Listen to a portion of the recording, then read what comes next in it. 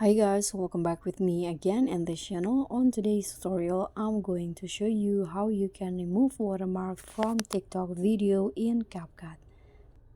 So in here, you just need to find the videos that you want to download. For example, I'm going to download my videos right here.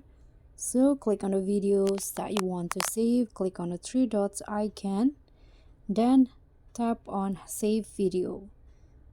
Then just wait until the video is fully or successfully downloaded. After it's finished, you can just open it on CapCut.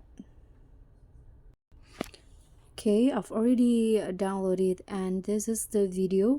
So if you want to remove the watermark at the end of the video, you can just split the video where the watermark is starting to appear. Okay, I'm going to split in here. Click on the video, click on split, and then delete the watermark. So for the watermark on the video, just like this inside the video, what you need to do is you can just zoom in the clip until the watermark is no longer seen on the video, just like this. So when you play it, there will be no watermark on the video.